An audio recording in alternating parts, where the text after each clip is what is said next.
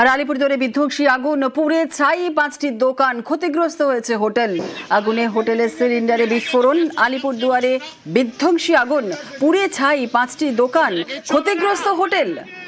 New Alipurduar স্টেশনের কাছে আগুন। কি পরিস্থিতি রয়েছে এখন জানবো। আমাদের সঙ্গে রয়েছেন আমাদের প্রতিনিধি রাজকুমার। কি অবস্থা এখন?